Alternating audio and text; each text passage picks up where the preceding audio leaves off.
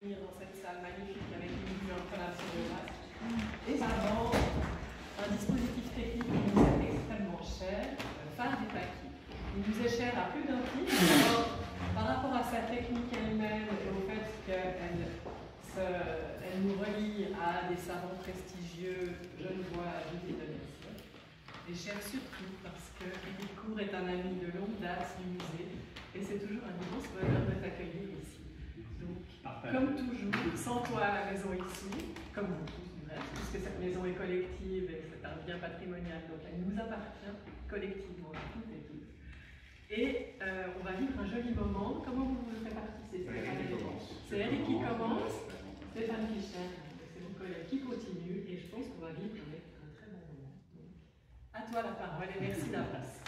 Alors, je me présente, Éric Court, je suis né en 1948. Je ne suis pas historien, mais j'ai eu une passion pour les phares de manière générale, et plus particulièrement une fois celui du bain des Pâquis. Et voilà, j'ai navigué d'abord sur le lac, évidemment, le lac de Genève, on va dire, le lac Léman par la suite, ensuite le lac de Neuchâtel, et puis bien sûr, en parallèle, la mer, Méditerranée, Océan Atlantique, Irlande, Écosse, et même une fois la Norvège. Mais vous avez un métier là-dedans ou... Non, pas du tout. Je suis électromécanicien à la base. Moi, je suis encore genevois. J'ai appris à nager au bain des Pâquis, donc je suis un vrai genevois, comme on dit. J'habitais le quartier de Saint-Jean où j'ai fait toutes mes écoles. Et par la suite, j'ai fait un CFC d'électromécanicien. Et après, j'ai été dans les études sociales et je me suis occupé d'adolescents et par la suite de personnes handicapées mentales. Ben, je vois que beaucoup ont suivi le même chemin, dont moi. Enfin, moi c'était autre chose. Moi c'était un peu le journalisme au départ, puis après j'ai dévié, on va dire. Voilà. Alors la passion elle est venue par rapport à tout ça. À ces navigations. Et le phare du Pâquis, alors, son histoire. Alors, un tout petit peu, on va la raconter après. Voilà. Merci beaucoup. Je veux vous dire que pour pénétrer dans le Rhône, à peu près au XVIe, XVIIe siècle, les marins devaient traverser en haut fond, qu'on nommait le grand banc, et le banc de travers. Pourquoi le banc de travers? C'était une barre transversale qui s'étendait du cap de Sécheron, c'est-à-dire juste là-dessous, et qui finissait au pierre du Niton. Dans cette zone-là, les fonds étaient à peu près de 3,70 m, ce qui fait que certains bateaux, dans des périodes de basse eau, pouvaient s'échouer sur ce grand banc. C'était un vrai problème pour les marins. On y pénétrait en rive gauche du côté des eaux vives. Un passage était plus profond avec un débit d'eau à cet endroit-là, à peu près de 250 m3 seconde. Et on arrivait, voilà sur un dessin de cette époque-là, on arrivait sur ce qu'on appelait donc les portes du lac. L'entrée entre ces pieux qui étaient donc la prolongation des murailles de Genève. Vous savez que Genève était entourée de murailles, mais c'était le point faible, était là, puisque dans les périodes de basse eau, on pouvait même y pénétrer à pied.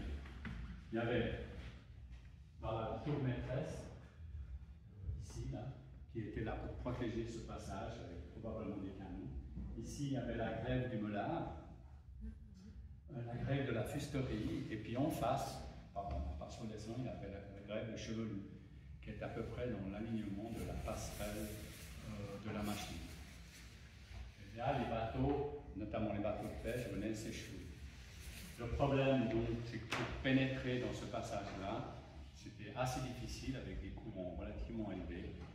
Et puis, pour ceux qui ont un peu navigué, vous savez que sur un bateau, ce qu'on n'aime pas du tout, c'est bouchonner, c'est-à-dire être poussé par la vitesse du courant, sans pouvoir être. Là, on devient pratiquement permanent. Pour la sortie de ce passage, alors ça, je ne sais pas, je pense qu'il devait partir très tôt le matin, c'était très calme, donc il devait quand même lutter contre les courants. Alors, c'est pas tout, il y avait un petit problème aussi dans le sud. Alors, voici une carte de. Je reprends ma page là. Une carte de Louis Blondet qui montre un peu la cité de Genève en 1477. Alors, ce qui est important de voir, c'est que le delta de l'arbre était très important. Ici, on a à peu près, à cette hauteur-là, il y avait le pont sous terre actuel. Donc, vous voyez que l'arbre remontait très haut. Ce qui fait que dans les périodes de grande chaleur, comme on a vu il n'y a pas si longtemps que ça, avec la fonte des glaciers et de la neige, on avait des courants importants, des crues importants, et qui notamment ont embarqué plusieurs fois le pont de Caroge, à l'époque, et les courants remontaient sur l'arbre, sur le Rhône, excusez-moi, et à peu près au pont de l'île. Les moulins de cette époque-là souvent s'arrêtaient, on disait même qu'ils tournaient à l'envers, ça ne sais pas quoi. Mais en plus, alors ça crée des aqualtas, dont la dernière a eu lieu en 1733 à la fusterie au Melun. Voilà, Venise, carrément au plein centre de Genève. Voilà.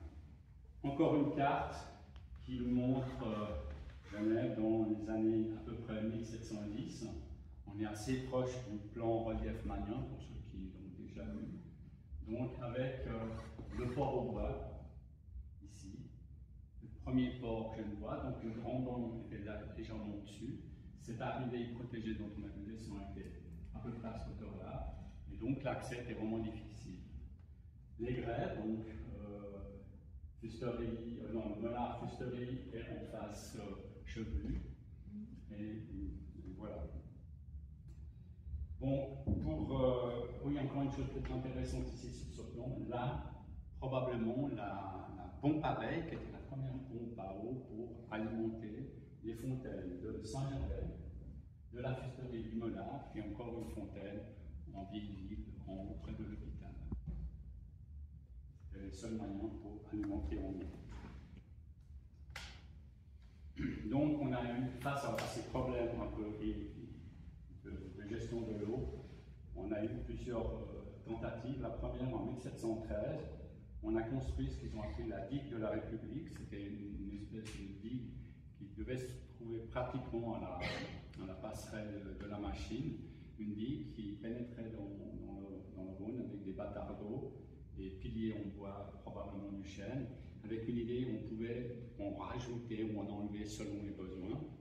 L'idée étant de freiner un peu le courant du Rhône pour maintenir sur le grand banc assez d'eau, pour que les bateaux puissent pénétrer. Et puis peut-être retenir aussi les contre-courants dus à l'arbre et les bouchons sur le Rhône. Ça pour éviter l'échouage des bateaux en période de basse eau surtout, on a finalement dragué ce grand banc. Ça a permis à l'époque l'arrivée de Guillaume Tell, le premier bateau à vapeur sur le lac, qui pouvait enfin arriver dans Genève. En 1949, je vous rappelle, 1848, fin de la guerre de Sunderland, nouvelle constitution fédérale, Genève d'avoir une défense par l'armée des confédérés. Donc du coup, les murailles, on trouve que ça ne sert à plus grand-chose, et en plus, ça comprime un peu la ville. Donc on détruit ces murailles, les moellons et les gravats, de remplir sur le Rhône, en faisant des beurrés, et on crée le port au bois. À ce moment-là, on le compte pour avoir une meilleure surface de décharge, et on crée un peu plus loin un port qu'on va appeler le port de commerce. Il a été fait le 24 décembre 1856, le Grand Conseil avait voté un crédit de 750 000 francs pour réaliser ce port unique. Il y a eu quelques projets, un double port, etc. Mais finalement, on a gardé celui-là. Il y a deux entreprises qui se sont partagées ce chantier. La première s'est occupée de la jetée ou la digue des Paquis, qui mesure 375 mètres. La seconde, la digue des eaux vives, 275 mètres. Et entre deux, une passe de 230 mètres, qui permet d'être aligné nord-sud et qui, par rapport au vent dominant, protège bien les bateaux, parce qu'ils peuvent s'enfiler ici, derrière la ville. Ils décident. Le 1er janvier 57, on y va, c'est quand même assez rapide par rapport à ce qui se passe maintenant. Alors, le gros œuvre, lui, il est terminé après pratiquement au milieu de l'année, au mois de mai. Ils ont deux mois d'avance pratiquement sur leur délai, malgré les grèves des maçons, qui ont plusieurs chances. Du coup, on a comblé le port de commerce, puisqu'il était devenu le plus nécessaire, parce que le port, et on fera donc par la suite le pont du Mont-Blanc, ça arrivera 5 années plus tard. Alors, ce premier phare était de style Beaux-Arts, style octogonal, avec évidé, avec à l'intérieur un local pour avoir laissé le matériel nécessaire au fonctionnement du phare. C'est surmonté de 4 colonnes corinthiennes. Là, pour histoire d'image de photographe, on a l'impression qu'il y en a que 2, mais en réalité, il y a bien 4 colonnes. Et par-dessus, une lanterne. Alors, la lanterne dans les phares, tous les phares, on dit la lanterne, c'est la partie vitrée qui protège le système d'éclairage. Hauteur de la lanterne, à peu près 7,20 m, à peu près au-dessus du niveau moyen de l'eau. Donc, une échelle pour le gardien du phare. Le gardien du phare, c'est ce monsieur-là, Max, qui s'appelait, se surnommait. Donc, été comme hiver, il devait monter pour allumer le système au bout de cette échelle. Ça devait paraître très très facile. Transporter 200 personnes, il avançait à 13 km/h, donc on arrivait à Ouchy en 3 et 4 heures selon les conditions de vent et de conditions météo, avec surtout du confort. Contrairement à l'époque, c'était la diligence. Pour aller à Lausanne, ça pouvait prendre une bonne journée, voire un petit peu plus. Donc, et puis confort, et puis ponctualité, parce que du coup, on avait des horaires, on pouvait prendre des rendez-vous avec quelqu'un de manière un peu plus facile. Par la suite, donc, Genève a financé un bateau qui s'appelait Linkelried, Lausanne, le Léman, qui avait déjà 500 places. En bref, il y a eu plusieurs bateaux, plusieurs petites compagnies qui, à la fin, se sont réunies dans ce qu'on appelle la CGN, Compagnie Générale de Navigation. À cette époque-là, l'entrée dans la rade n'était pas géniale. Les conditions de salubrité étaient vraiment assez terribles. On avait des abattoirs à Longemal, dans le nord de la ville, donc on balançait tout dans le Rhône. La rue derrière le Rhône, c'est comme ça qu'elle s'appelait avant que ce soit ce qu'on appelle les rues basses quasiment. On jetait tout par les fenêtres. Alors dans les régimes de basse eau, c'était pas épouvantable. Ce que j'ai pu lire vraiment, c'était catastrophique. Puis il y avait ce tourisme qui arrivait quand même, donc il a fallu mettre un petit peu de l'ordre dans tout ça. Donc on a décidé d'embellir les rives. Là, on a créé la rotonde des Paquis, qui était aussi un débarcadère pour les bateaux. Et puis on a surtout installé des candélabres qui ont fait le tour Eaux Vives, Pont du Mont-Blanc et Paquis, des candélabres, donc l'éclairage public à gaz. Et ça a posé un problème évidemment pour les marins. Le public était plus puissant que le phare. Donc ceux qui arrivaient, ils avaient un horizon avec plein de lumière, ils ne voyaient pas l'entrée du port. Donc Émile Charbonnier, un 6e ingénieur cantonal, a planché sur un projet d'amélioration générale des phares. Il a soumis un devis de 22 500 francs au Conseil d'État, avec lequel il déduisait 2 000 francs qui étaient proposés par la CGN. Et puis finalement, comme c'était une période un peu difficile financière, le Conseil d'État a dit, voilà, 10 000 francs, débrouillez-vous. Donc, on arrive au phare. Voilà comment il s'est présenté en 1894, fin de la construction. Peut-être juste avant le 21 avril, ici on voit bien là-haut, qu'il n'y a encore pas d'appareillage lumineux qui va revenir un peu plus tard. Mais fin 1893, début de 1894. Alors, ce qui est intéressant de voir, c'est qu'on retrouve le style Beaux-Arts. Pourquoi?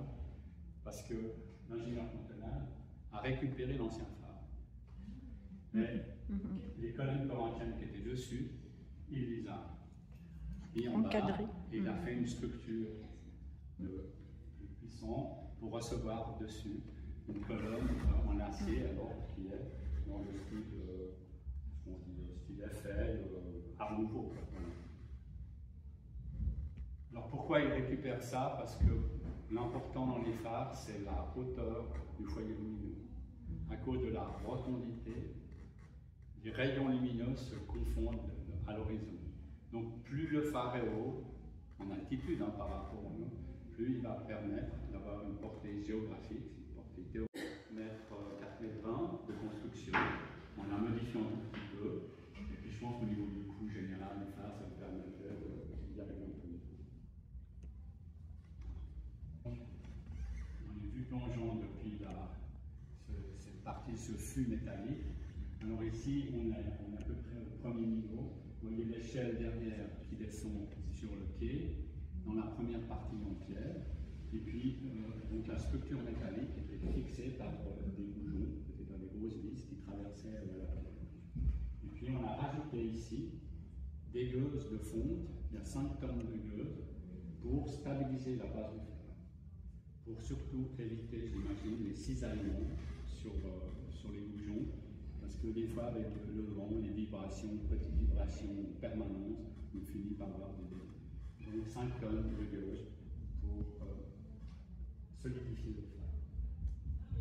Et ensuite, c'est l'arrivée des lentilles de Fresnel. Je pense que c'est le seul phare suisse qui a un système comme ça. La plupart, ce sont que simplement une lampe qui s'allume, qui s'éteint. Là, on a vraiment un système comme on trouve dans les phares de mer. Alors, il y a 4 panneaux lenticulaires. Ici, on voit un. On devine le deuxième, et il y en a un là derrière et un là derrière. Donc ça fait, vous avez 4 panneaux qui sont à 90 degrés. Et au centre, la partie d'éclairage. Alors au début, le son, c'est éclairage au gaz, au début en 1894. Puis par la suite, on passera à l'ampoule électrique.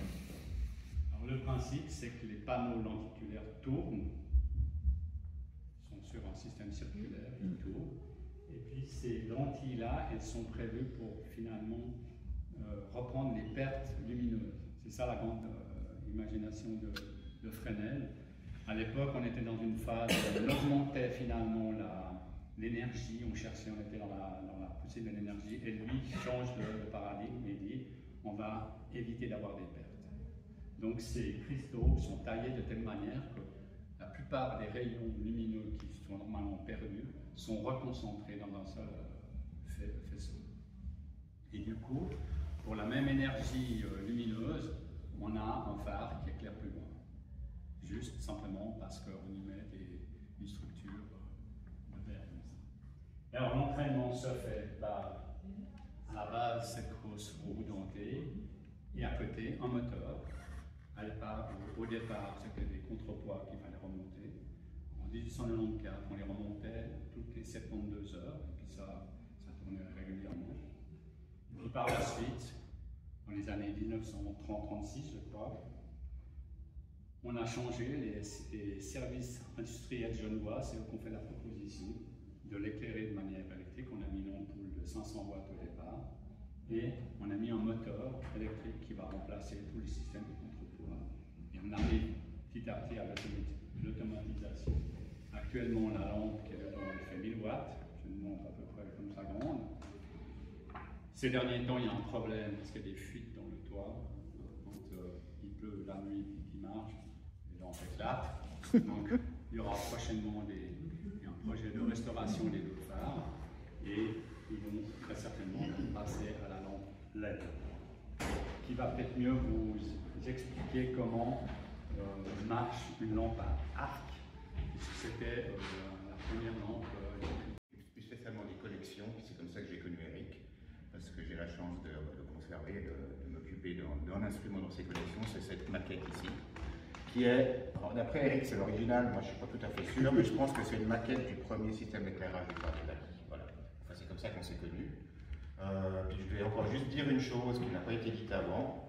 Eric est l'auteur d'un livre qui s'appelle Le phare des Pâquis, de l'édition Cœur, qui a été réédité.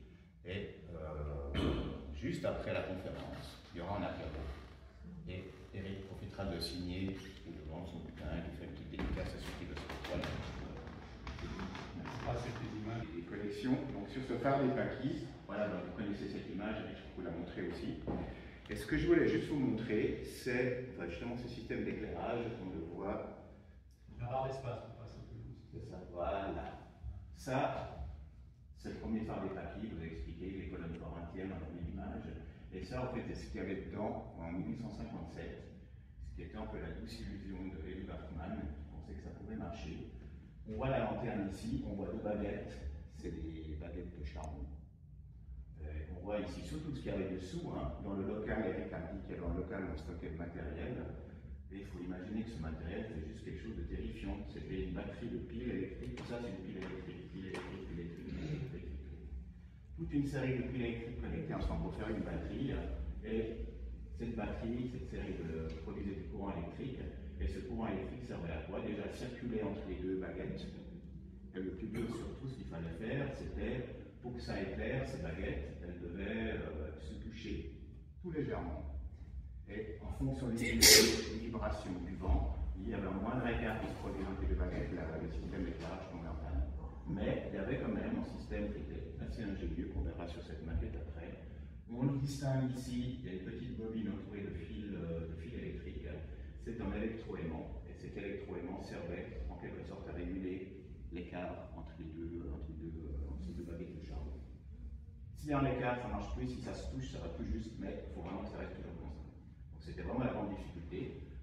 À l'époque, 1857, c'était vraiment les débuts de ce système d'éclairage électrique, en tout cas il n'y avait pas grand-chose.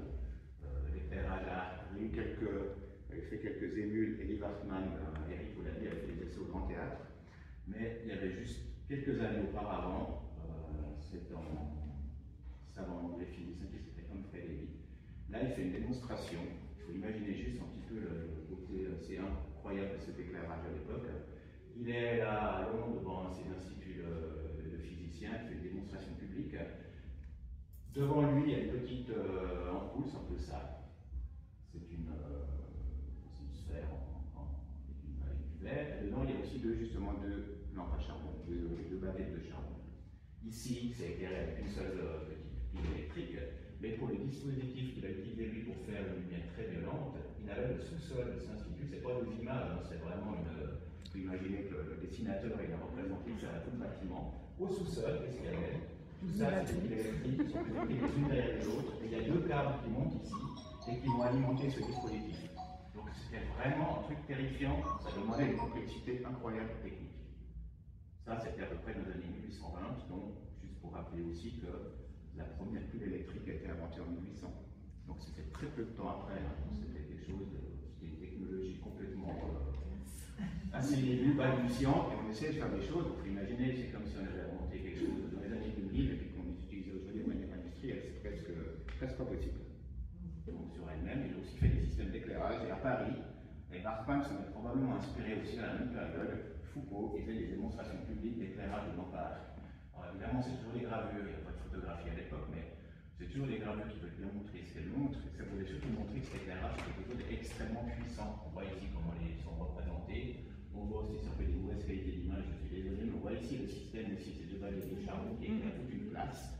Et on voit surtout que c'était vraiment quelque chose d'extrêmement violent en comparaison des becs à gaz qu'on avait ou des lampes à pétrole que les gens connaissaient avec eux.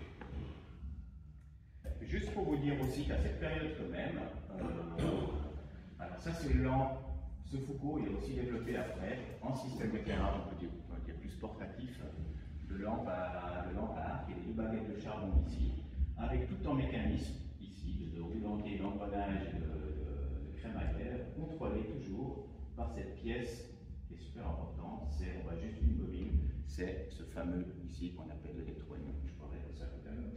Ça c'était vraiment à cette époque, il y avait ce genre de technique qui se développait, et c'est pas un hasard que Elie Bachmann a utilisé ça dans son système d'éclairage. Les lentilles de Fresnel existaient déjà. Ça a été inventé à peu près à Fresnel, je crois que les années 1820-1830. Et dans la même période, il y a un phare au Havre, je ne sais plus comment il s'appelle là, je ne sais plus le nom de ce phare, qui était éclairé, on verra après. Ça, c'est une coupe du premier phare, justement, éclairé électriquement en France, qui était mis en fonction quasiment au même moment que le phare de Genève. Quelques années avant, quelques années après, je ne sais plus très bien. Mais on voit déjà que celui-là utilisait une lentille de Fresnel et pas une simple lanterne pour protéger l'éclairage. Et surtout, ce qui est super intéressant dans ce phare au Havre, c'est le système d'alimentation électrique de tout le dispositif.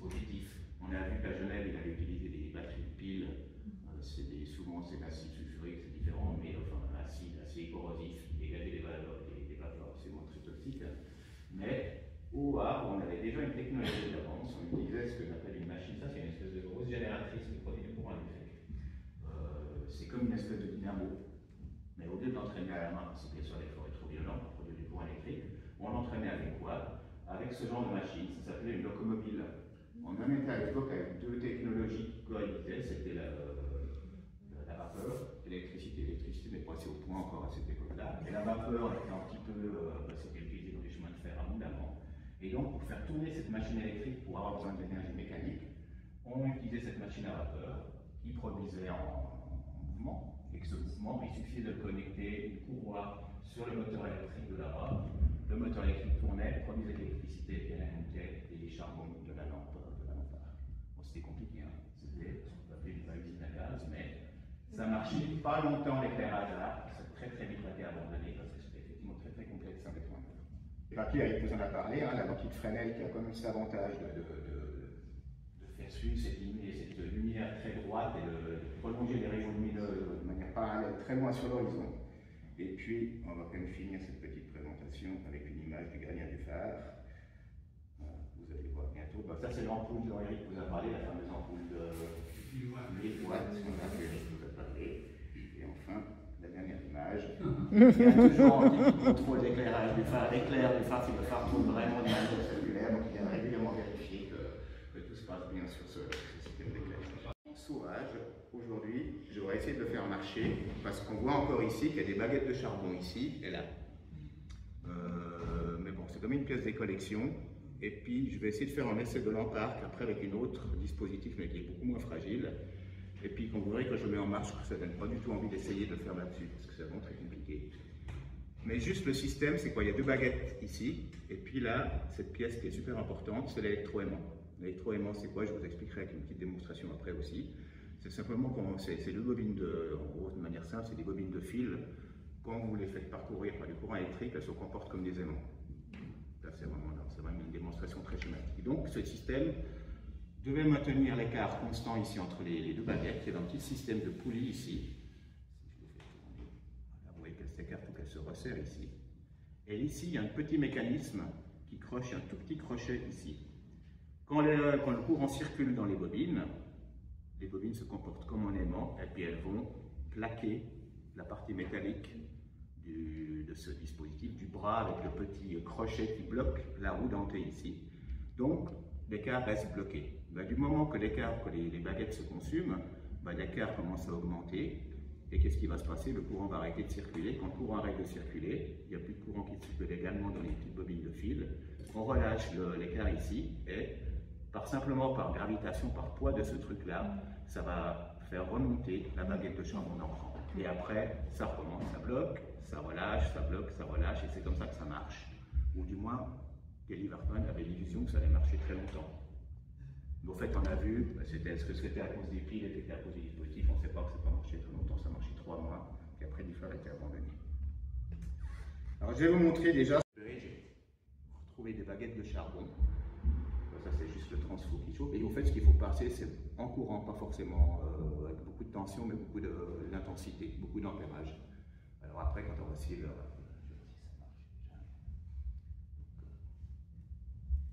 Vous voyez l'éclair, on va essayer de faire ça mieux. Il faut trop regarder, c'est vraiment pas... Alors voilà, moi je fais le travail là en bougeant le petit matériel, c'est ce que l'électroaimant faisait. Et voilà dans le genre de lumière que vous obtenez avec une Emparc. Si vous avez fait une photo, j'arrête, voilà, parce qu'après, voilà. Et au fait, on remarque, c'est surtout la partie du haut qui se consume, la partie du bas est beaucoup moins consumée, puis ça fait, quand vous observez des baguettes de charbon, la partie qui se consume fait un petit cratère, puis la partie qui consume moins fait une espèce de petit cône qui s'émousse. Voilà. Et après, ce qu'il faut surtout pas toucher, c'est les baguettes de charbon, parce que c'est extrêmement chaud. Les lampadaires ont été encore utilisés assez longtemps dans le cinéma. Voilà, toujours d'ailleurs. Ouais. À cause de cette chaleur, des fois, si le film bloquait, le film fondait. Voilà. Des fois, ces images où un peu tout ça arrive. Oui, c'est juste. Donc voilà, ça c'est pour la lampada. Vous voyez, donc c'est compliqué à mettre en œuvre. Dans les cinémas, ils étaient déjà sous vide, mais c'est l'enveloppe en verre qui était très très chaude aussi, qui était terrifiante. On a des rétroprojecteurs en bas, des rétroprojecteurs, il y a des lampards qui sont des ampoules comme ça grandes. C'est super impressionnant. Alors, l'électroaimant. Alors, c'en est un. Parce que quand ça a été inventé, c'était toujours à peu près à cette époque, 1800, on invente la pile électrique, on fait circuler du courant électrique, on peut fabriquer du courant électrique, puis après on commence à faire des bobinages, il y a des gens comme Ampère qui arrivent, Faraday, Ørsted, des gens plein.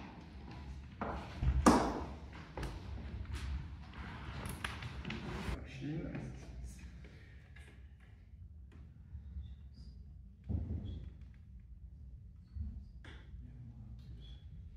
J'appuie ce passage. En fait, j'appuie pas ça.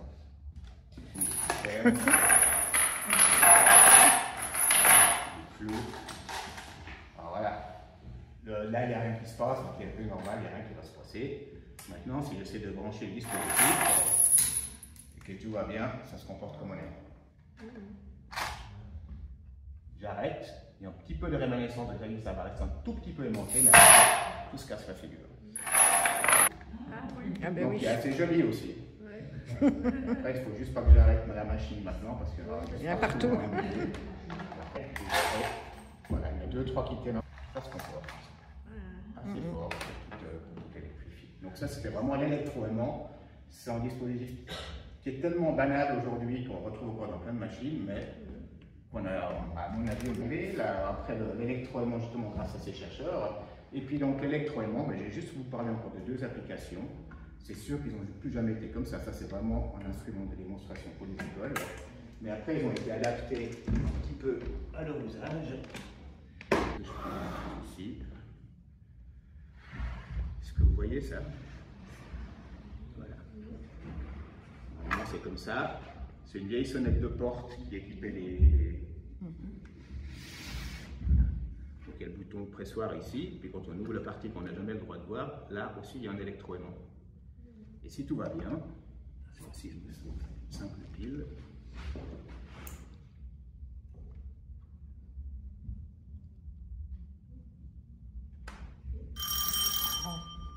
qu'est-ce qui se passe? Simplement quand j'appuie sur le bouton, je ferme le circuit électrique et ici, ce fameux électroaimant, il y a toujours cette petite baguette métallique ici qui en gros joue le même rôle que celle-ci.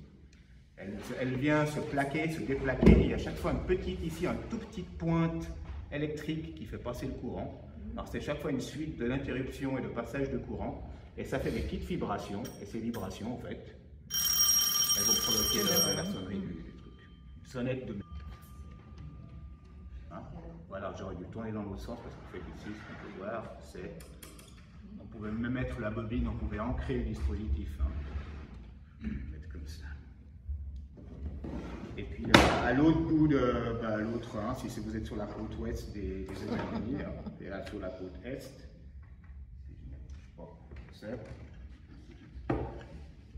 vous avez juste bien ça, il fallait une pile électrique aussi.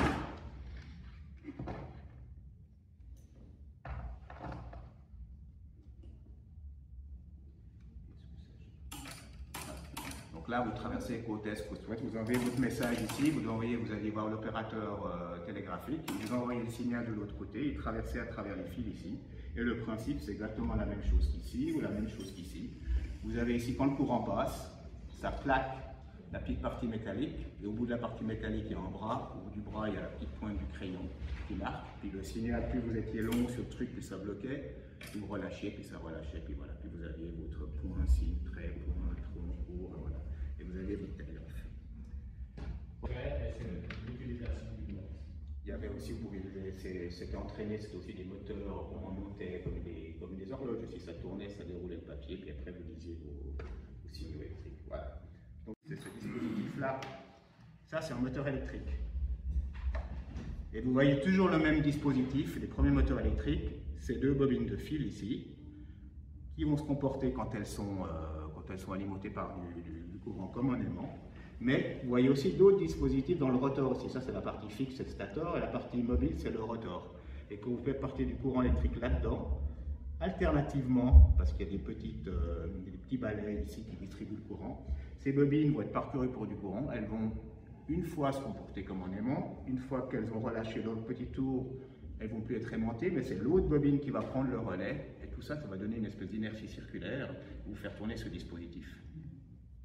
Je vais essayer de vous faire ça. continu, mais là après ça produit du courant alternatif. Vous pouvez aussi faire les deux, mais vous pouvez aussi à l'époque, c'était du courant continu qu'on avait. Avec ces piles, en général, c'était des piles au début, c'était du courant continu. Et puis la même chose pour les arcs, c'était aussi en continu. Oui, oui, indispensable en continu, ouais. Alors,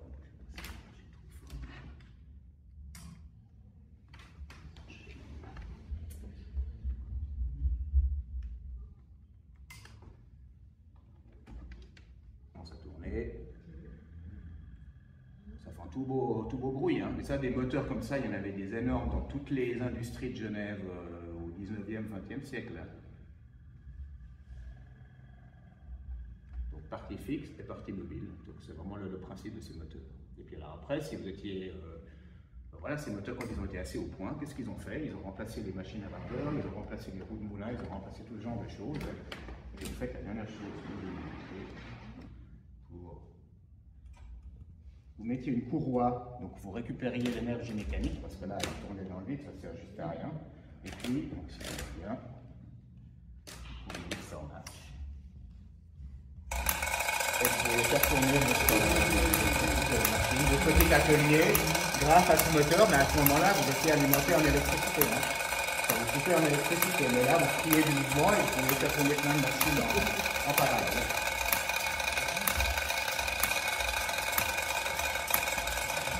Voilà. Merci de votre attention et voilà, à tout de suite à l'apéro.